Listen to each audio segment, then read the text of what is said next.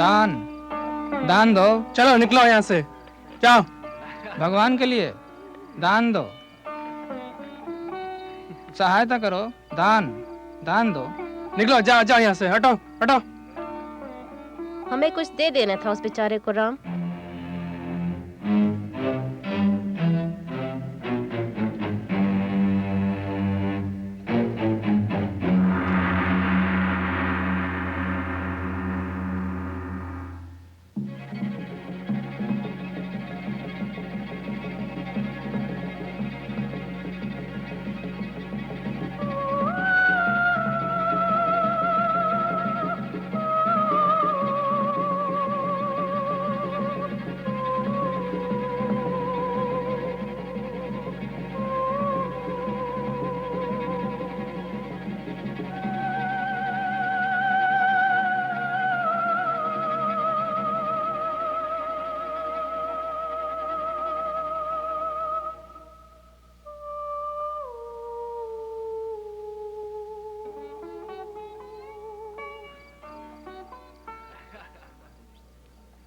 तो बंबई जाने की तैयारी कर रहे हो ना राम?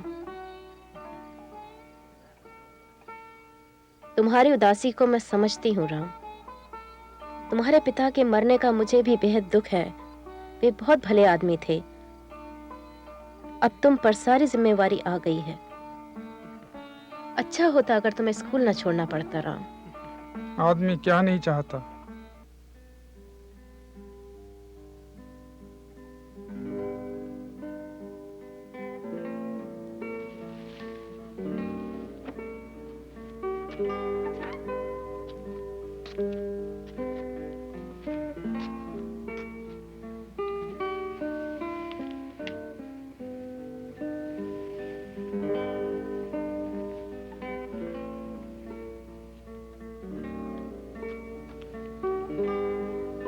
राम। जी माँ। तुम्हारे लिए शांति का पार्सल आया। मैं तो शांति से अभी मिलकर आया हूँ, उसने तो कुछ नहीं कहा। तुम तो जानते हो शांति को। शांति।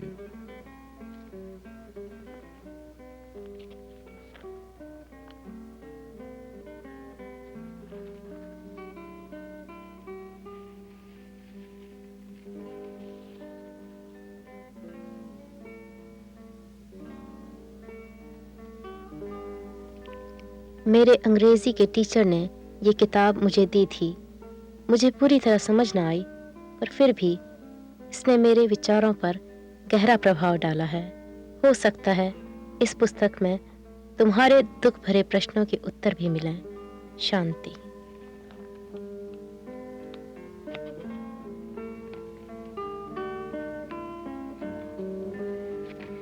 राम। जी माँ। क्या मैं तुम्हारा सामान बंधवा दूं? मैं बांध लूंगा।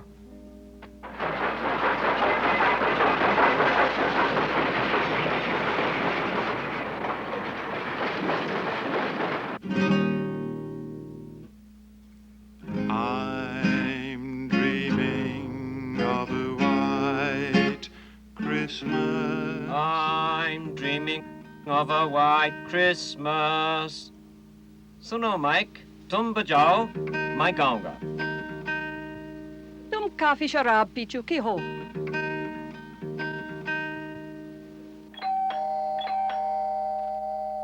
अभी नहीं।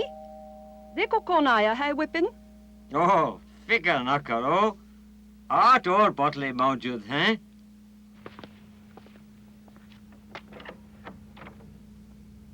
कौन है? मालूम नहीं। हेलो माइक, मुझे पहचानते हो? कुछ कुछ। हम पिछले साल शिमला में मिले थे और तुमने अपने पिता का कार्ड मुझे दिया था और कहा था कि अगर नौकरी चाहिए तो बताना। वो कार्ड दिखलाओ। मेरे पिता हाल ही में गुजर गए हैं। मैं कॉलेज में अच्छा खासा पढ़ता था, पर अब। तुम्हें मालूम नहीं कि आज क्या दिन है? आज जुमेरात है जनाब। आज बड़ा दिन है, तुम्हें जरा भी अकल नहीं। आज नौकरी कौन देगा? अच्छा।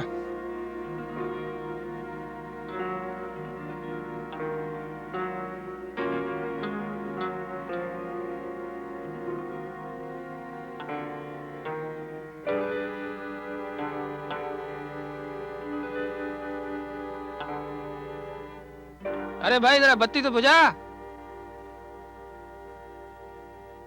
सुंदर का दिल खुशी से भर गया, क्योंकि ये समय नए गीत गाने, नई सच्चाई की तलाश करने, प्रेम और रहम दिखाने का दिन था, क्योंकि ये बड़ा दिन था। अरे ओ, सोने भी देगा?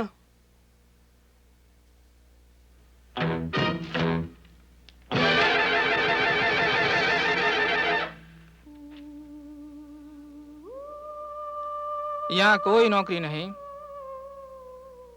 मेहरबानी से मुझे ठहरने दो, जब नौकरी मिल गई किराया दे दूंगा।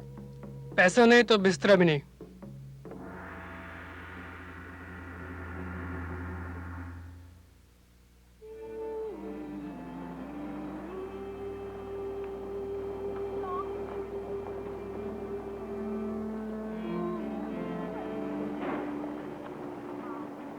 मैं कुछ मदद करूं? अगर तुम एक देहाती लड़के को ठगने की सोच रहे हो तो सोचते रहो, मेरे पास तो एक भी पैसा नहीं। ठहरो, मुझे मदद करने का मौका दो।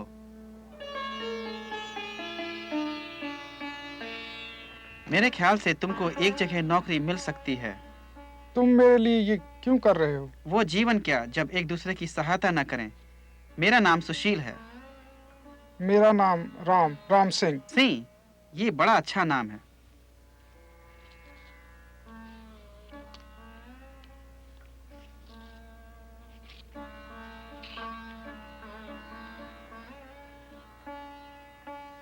तुमने साधु सुंदर सिंह का नाम सुना है? नहीं। इस आदमी की कहानी ने मेरे जीवन पर गहरा प्रभाव डाला है। मुझे इसकी कहानी बेहद पसंद है। कैसे इस किताब ने तुम्हारा जीवन बदल दिया?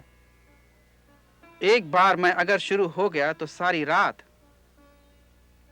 अगर तुम सुनना चाहते हो तो मैं खुशी से उसके बारे में सुनाऊंगा।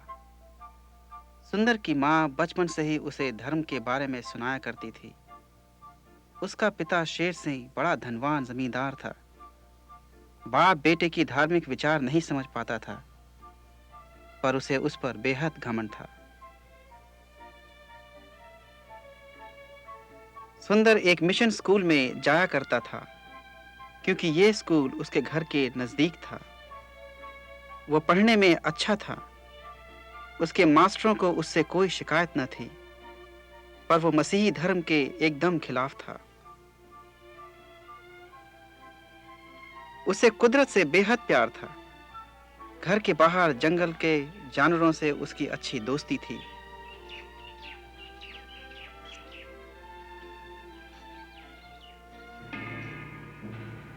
जब वो 14 साल का ही था, तभी उसकी माँ मर चुकी थी।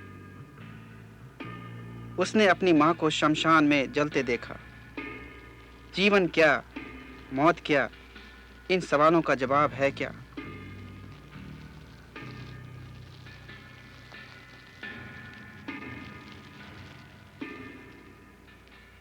जैसे जैसे समय बीतता गया, सुंदर का समय पाठ में ज्यादा बीतने लगा। वो जीवन की शांति की खोज, जीवन के रहस्य मालूम करना चाहता था, पर वो खोज में सफल नहीं हुआ और निराश हो गया। अचानक बिल्कुल बदल गया।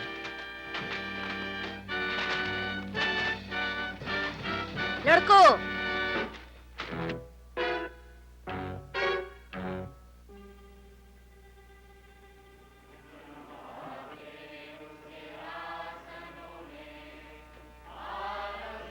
कुछ मसीही एक छोटे से चर्च में पूजा कर रहे थे कि अचानक सुंदर और उसके दोस्तों ने गोबर की बौछार की। संतो, देखो मैंने क्या खरीदा है, बाइबल। क्यों? यही तो बताता हूँ। मिस्ट्री बड़ा खुश हुआ और कहने लगा, सुंदर, खुदा तुझे बरकत दे। क्या आग जल रही है?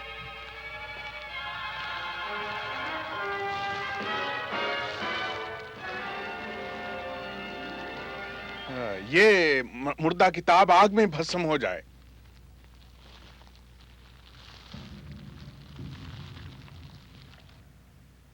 क्या मैं ये चाहता था? मैंने क्यों ऐसी जलील हरकत की?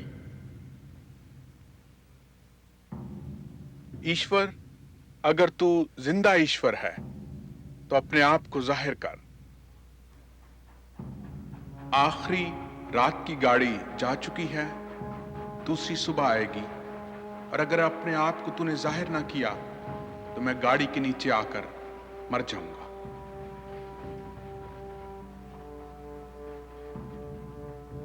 ईश्वर आज रात मुझे दर्शन दे, वरना मैं मर जाऊंगा।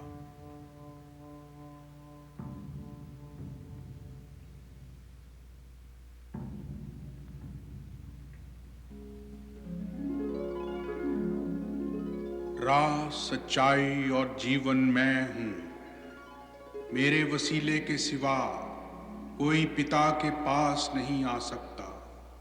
मैं जगत का नूर हूं।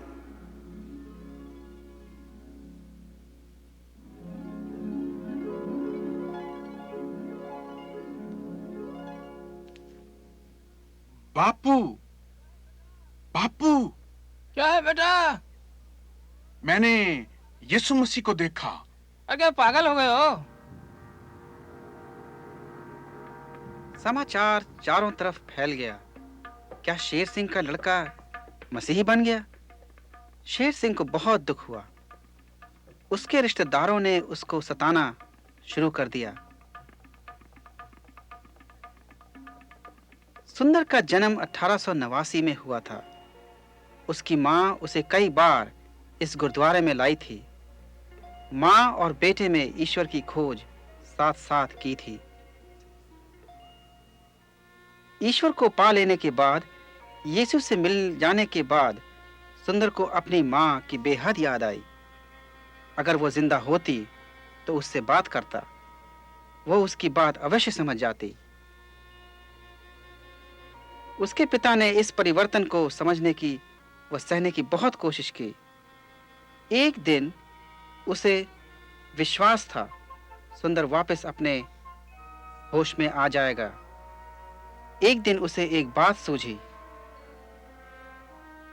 शेर सिंह ने उसे पत्र में लिखा, कहा कि बेटा, मेरी आंखों के तारे, मेरे दिल के टुकड़े, जुग जुग जियो।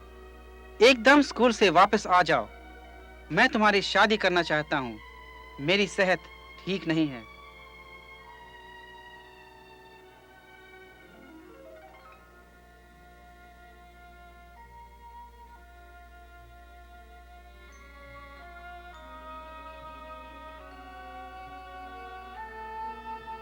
पर सुंदर के पिता की खुशी थोड़े दिनों तक रही।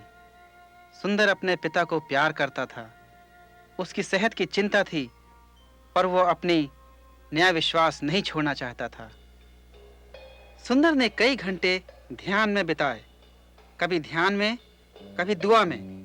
वो अपने पिता की बदनामी नहीं चाहता था, पर वो ये भी जानता था कि ईश्वर का हुक्म सबसे पहले मानना चाहिए। पिता के धीरज की भी उसे चिंता थी।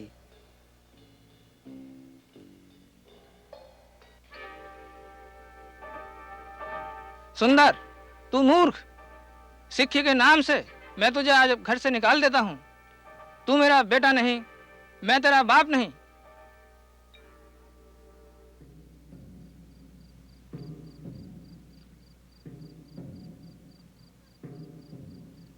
सुंदर रात को घर से निकल गया, अनजाने मंजिल की ओर।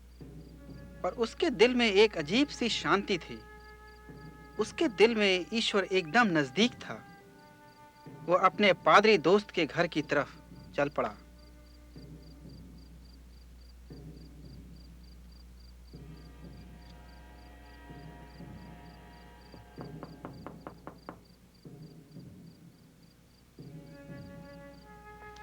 मैंने तेरे लिए दिन भर प्रार्थना करी सुंदर। शुक्रिया। और क्या हाल है? सब ठीक है। क्यों, क्या हुआ?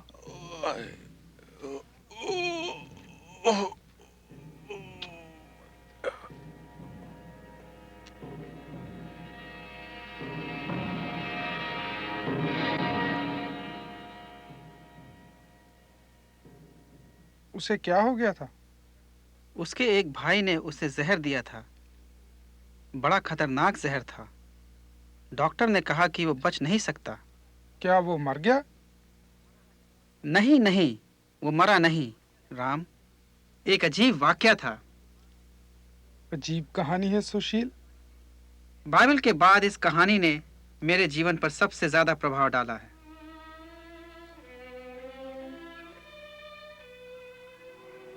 है।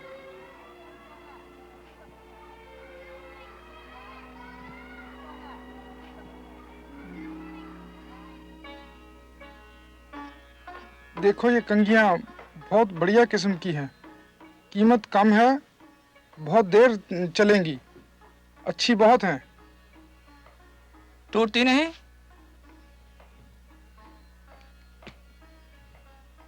ये लो। ये कंघियां टूट सकती हैं, पर दाम के अनुसार ये बहुत अच्छी और टिकाऊ हैं। अच्छा भेज दो 1 दर्जन। ये क्या बात है, तुम बेच सकते हो, मैं नहीं।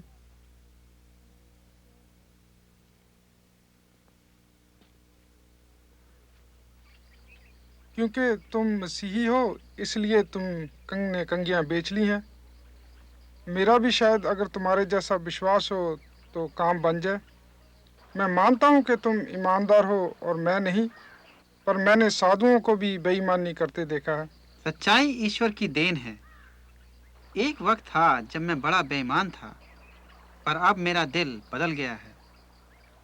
तुम साधु क्यों नहीं बन जाते?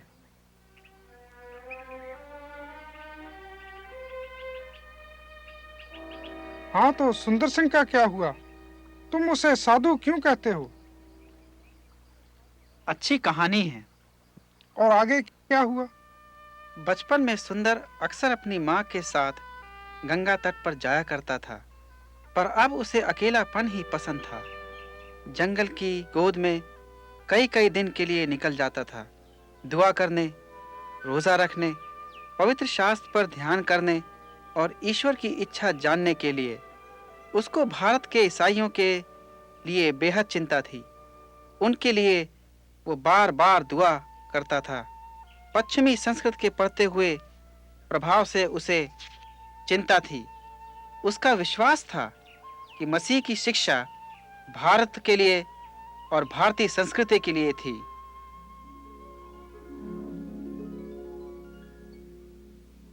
मैं तेरा चरवाहा हूं, मैं तुझे राह दिखाऊंगा। अगरचे तू मौत की वादी के साया में चले तो तू किसी से ना डरेगा।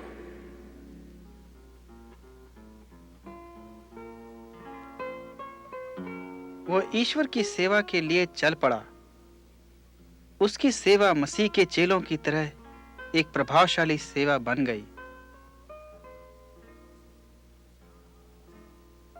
गांव-गांव व शहर-शहर जाकर उसने अपने इस आत्मिक अनुभव के बारे में लोगों को बताना शुरू कर दिया।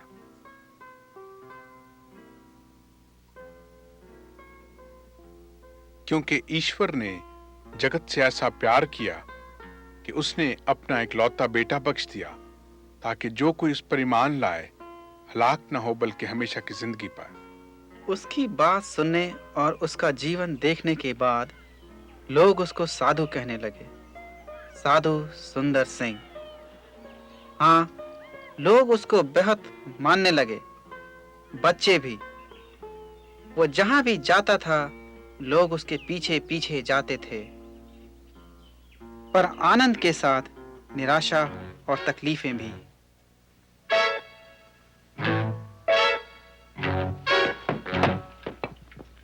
उसे भारत के शहरों और गांव से लगाव था, पर उसके दिल में एक अजीब बेचैनी सी समाई हुई थी। वो यीशु के सुसमाचार को लेकर उन जगहों पर जाना चाहता था जहां कोई नहीं गया था। उसकी निगाह कश्मीर, अफगानिस्तान की तरफ थी। उसकी इच्छा थी कि वो मसीह के संदेश को हिमालय की चोटी तक पहुंचा दे और वहां से तिब्बत को। हर साल वह यात्रा करता रहा। उसका नाम चारों तरफ फैल गया, साधु जख्मी पैरों वाला, जोशीले दिल वाला।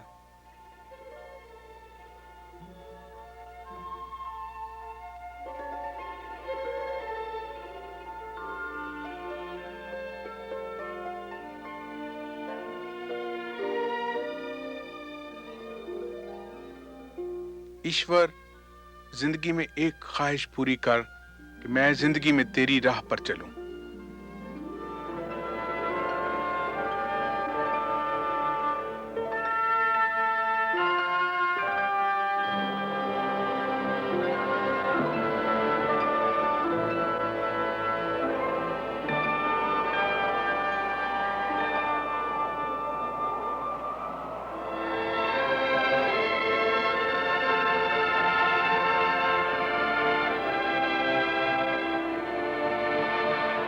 साधु के जीवन में बहुत सी घटनाएं हुई जो बेयकीनी मालूम होती हैं। एक बार वह रात में कुछ गरड़ियों के कैंप में पहुंचा। ये गरड़िए डाकू थे जो हिमालय पर्वत की ऊंचाई पर थे।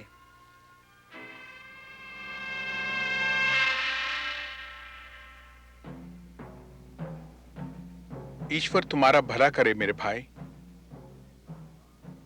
इसी तरह बार बार उसकी जान बची। लोग जो उससे घृणा करते थे और उसकी मौत के जाल बिछाते थे, कई बार उसकी गवाही सुना करते थे। पहाड़ों की हर यात्रा के बाद वो हमेशा भारत के मैदानी भागों पर उतर आता था। उसने कहा कि हम मसीहत को पश्चिमी प्याले में पेश कर रहे हैं। भारत उसे नहीं अपनाता। अपनी संस्कृति के प्याले में लोग खुशी से स्वीकार करेंगे। कुछ ने उसके उपदेश खुशी से सुने, कुछ लोगों ने उसका जबरदस्त विरोध किया।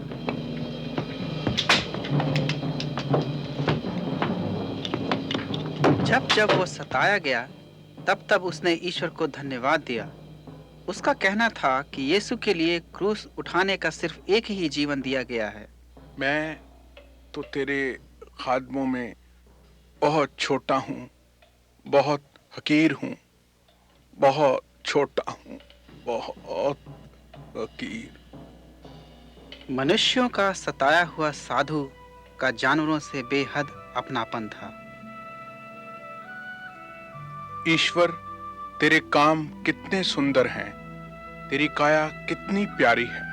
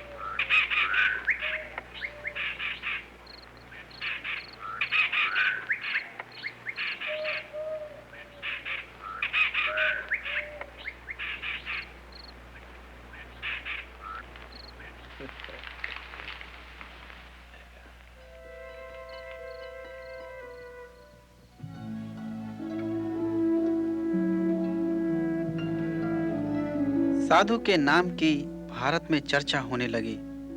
वो जहां भी जाता, लोगों की भीड़ उसके उपदेश सुनने के लिए इकट्ठी हो जाती। उसकी सेवा और उसके कामों की चर्चा तमाम दुनिया में फैल गई थी। There are many who know about Christ. बहुत लोग उसके बारे में जानते हैं, लेकिन उसे नहीं जानते। Just as a man blind from birth knows जिस तरह nothing about color, जन्म का अंधा रंगों को नहीं पहचानता, उसी तरह बगैर यीशु के लोग रूहानी बातों को नहीं जानते। यीशु लोगों की दिल की आंखें खोल सकता है और फिर वो देख सकते हैं। खबरदार रहो छोटे छोटे गुनाहों से, ये खतरनाक हैं, उन जरासीम की तरह जो बीमारी का सबब बनते हैं। मुझे खुशी है उसने मुझे जवानी में बुलाया ताकि मैं अपनी जवानी उसके लिए निसार कर दूं।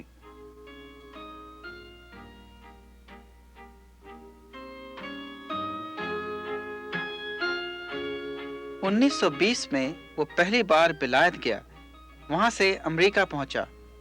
वह जहां भी गया भारी भीड़ उसके उपदेश सुनने के लिए जमा होती थी। There is no secret to the search for सच्चाई truth. की तलाश कोई भेद नहीं है। मैंने अपनी तलाश में खुदा से दुआ की कि अपनी सच्चाई मुझ पर जाहिर कर। उसने ये सच्चाई उसमें जिसने कहा राह, हक, जिंदगी मैं हूँ, जाहिर किया। Unless you shut your eyes to the tumor जब तक तुम अपनी आंखें दुनिया की रंगीनियों से हटाकर खुदावन पर नहीं लगाते हो, उससे रफाकत नहीं रखते हो, तब तक तुम उसकी मीठी आवाज अच्छी तरह से सुन नहीं सकते हो। मुझे चेलों की जरूरत नहीं, मैं तो खुद यीशु मसीह का चेला हूँ। मगरब की कलीसियाओं में फिरके और टुकड़े देखकर मुझे दुख होता है। यीशु के मिलने के बाद शांति मिलनी चाहिए, ना कि तफरके। जगह जगह लोग उससे सवाल करते थे। पश्चिमी दुनिया में ऐसा आदमी पहले कभी नहीं आया था। saying in my country that मेरे देश में एक कहावत है God's garden. कि लोग ईश्वर के बगीचे के फूल हैं। मुझे ये पसंद है, क्योंकि जिस तरह फूल सूरज से रोशनी और कुव्वत लेता है, उसी तरह मुझे यीशु मसीह के वसीले से खुदा से रिफाकत, ताकत और मोहब्बत मिलती है। मैं कुदरत की पूजा नहीं करता, लेकिन ईश्वर के काम देखकर हैरानी जरूर होती है। कुदरत आम मंजर है। जिस तरह एक कलाकार के काम देखकर आप कह सकते हैं बहुत अच्छे, लेकिन उसके बारे में आप नहीं जान सकते हैं कि कैसा है। मेरे पास सिर्फ यही कपड़े हैं और ये दाढ़ी भी इसके साथ की है। मैं अपने देश में मामूली साधु की तरह जिंदगी बसर करता हूँ।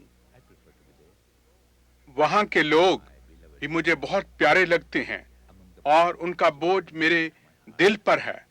मैं भारत में रहना पसंद करता हूँ। यहाँ सिर्फ मेहमान बनकर आया हूँ। मेरे प्यारे दोस्तों, मेरे मुल्क में बहुत से लोग हैं जिनसे मैं मिला हूँ, जिनकी जिंदगियां बहुत ज्यादा सुंदर हैं यहाँ के लोगों की निस्बत। लेकिन आप किसी भी कल्चर में जाएं, वहां पर आपको अच्छे इंसान भी मिलेंगे। लेकिन बाइबल मुकद्दस ये कहती है कि इंसान की अच्छाइयां गंदी। ओ मेरे पिता, मैं तेरा शुक्र करता हूं कि तूने मुझे अमेरिका और यूरोप भेजा। इससे मुझे बहुत खुशी भी होती है, लेकिन इससे मुझे दिली रंज भी है, क्योंकि बहुत से तेरे बच्चे हैं जो ये नहीं जानते कि रूहानी दौलत के साथ उनको इस दुनिया में पूरी खुशी नहीं मिलती। ओ पिता।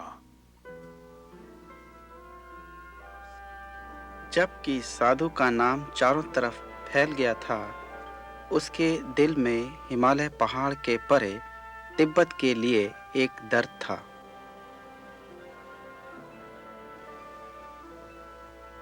मुझे यहाँ लाने तक के लिए शुक्रिया। वहाँ मेरा काम है, वहाँ पर मुझे वहाँ ले चल प्रभु, मुझे वहाँ ले चल।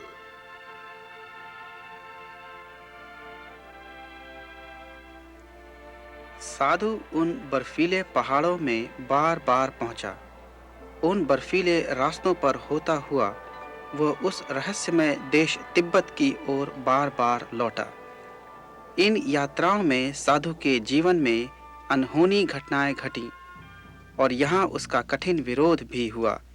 एक बार एक शहर में लोगों ने उसे जेल में डाल दिया।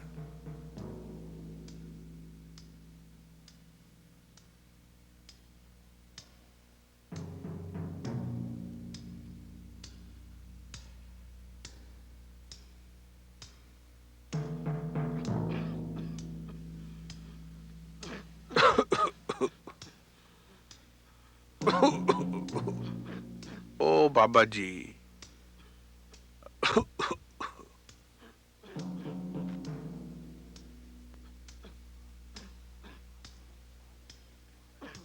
आपको ठंड लग रही है, इसे ओढ़ लो, ये आपको गर्म रखेगा।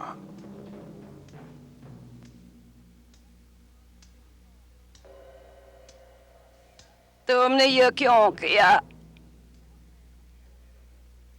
क्योंकि मेरे ईश्वर ने मुझे ये हुक्म दिया है। अगर तुमने बीमार की सहायता की तो मेरी सहायता की। जेल के कैदियों ने उसके उपदेश को सुनकर अपना रास्ता बदल दिया, वे मसीही बने। इस पर जेल के हाकिमों ने उसे वहां से हटा दिया, उसे बाजार में ले जाकर खुलेआम सताया व मारा। पर साधु ने सारी सजा ऐसे आसानी से सहन की कि लोगों ने उसे ईश्वर का अवतार समझकर छोड़ दिया। तिब्बत पहुंचकर साधु ने एकदम बहुत से मित्र बना लिए। ईश्वर प्रेम है। वो छोटे बच्चों को प्यार करता है।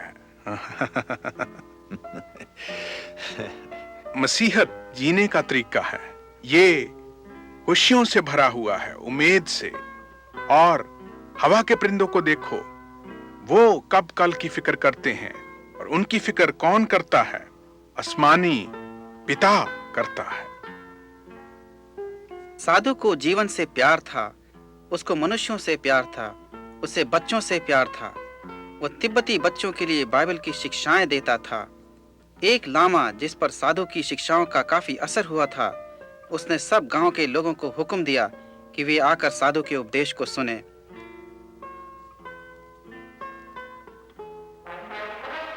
पर विरोध भी साथ साथ बढ़ता गया। उसने तिब्बत की यात्रा 15 बार की। उसके उपदेशों को विरोध खूब जोर से होने लगा। इस देश में नए धर्म को फैलाने वालों को सजा मौत की मिलती थी, पर हर बार साधु के दोस्तों ने उसकी मदद करके उसे मौत से बचा लिया।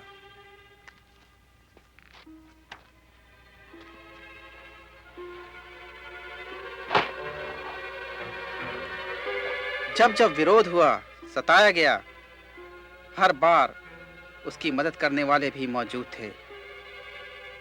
पर आखिरी बार उसके साथ एक दर्दनाक घटना घटी। फेंको मौत के कुएं में।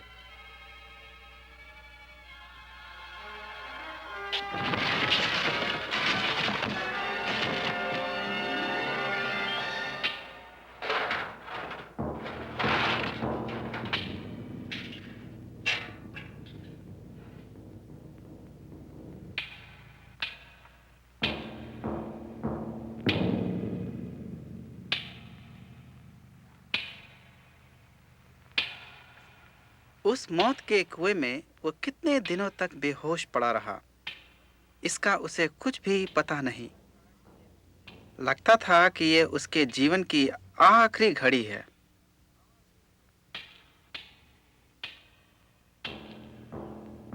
प्रभु ईश्वर, ओ प्रभु यीशु, मैं तेरे लिए सचमुच मरने के लिए तैयार हूं, सचमुच। लेकिन ये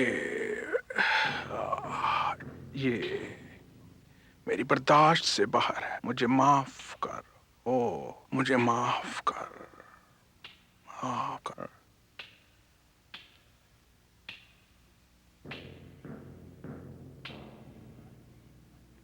साधु ने मन ही मन में सोचा कि उसकी हालत आदमी की जन्मजात हालत जैसी है। आदमी अपने पापों के कुएं में गिरा रहकर खुद ब खुद निकलने का रास्ता सोचता है, पर वह अपने आप को बचा नहीं सकता। बाइबल में कहा है कि पाप का अंजाम मौत है।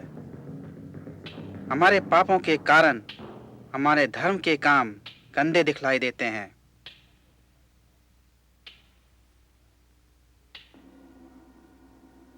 पाप की मजदूरी मौत है। खुदा की बख्शिश, खुदावन यीशु मसीह में अनंत जीवन है। वो जिसने पाप को जाना ही नहीं, वो हमारे लिए पाप बन गया ताकि उसके द्वारे हम रास्तबाज ठहराए जाएं। वो हमारे पापों के लिए मर गया और वो जिंदा है और अब हमारे दरमियान है। अब मैं किसी हालत में हूं, कहीं पर भी हूं, वो मुझ में जिंदा है। तेरा शुक्र हो, तेरा शुक्र हो। समय रोज बरोज गुजरता गया। एक समय ऐसा आया कि उसका दम निकलने लगा।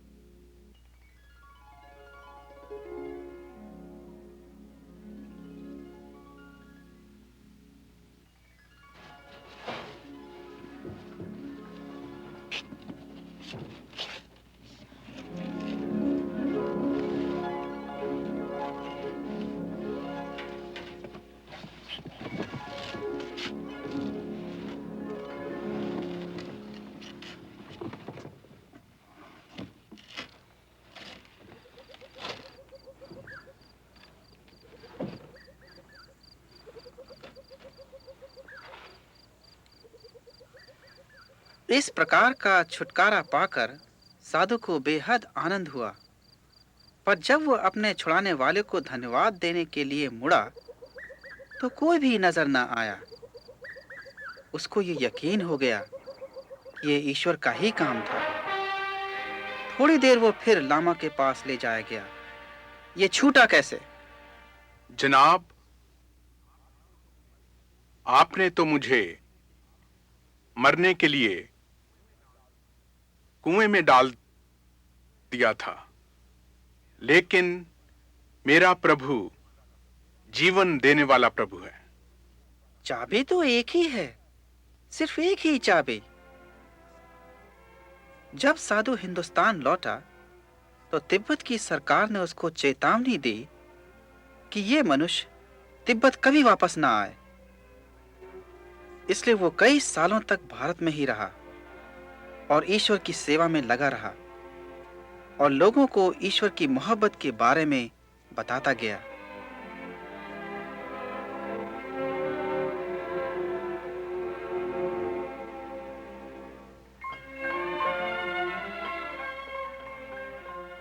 पर उसको चैन कहां।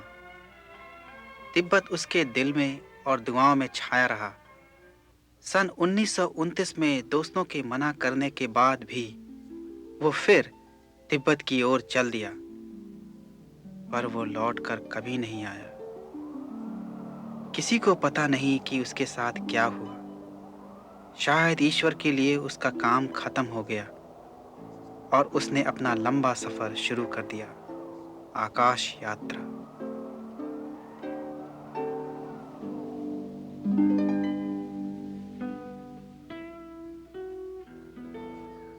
बड़ी अजीब कहानी है और पूरी तौर से सच्ची है। मैं और तुम ऐसा जीवन नहीं बिता सकते। मैं तो कभी नहीं। सच कहते हो। ऐसा जीवन सिर्फ यीशु के साथ ही हो सकता है, जब यीशु हमारे द्वारा अपना प्रेम जगत के लोगों को दिखलाए। मुझे भी बताओ सुशील, क्या हमें साधुओं का चोगा पहनना पड़ेगा? शायद। ठीक कहते हो। उसके रहम को पाने के लिए कोई भी समय ठीक समय है। मैं तो कभी नहीं कर सकता। अच्छा, मैं जाता हूँ। क्यों राम? बंद करो ये बात, मैं और नहीं सुन सकता। राम, राम, 1 मिनट के लिए ठहरो। मेरे साथ आओ।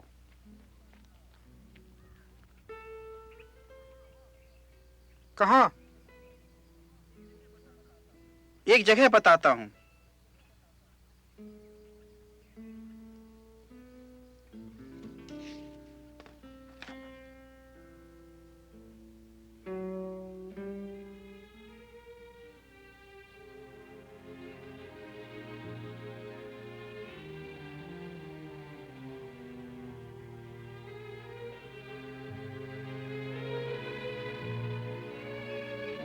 क्या ये तुम्हारा घर है?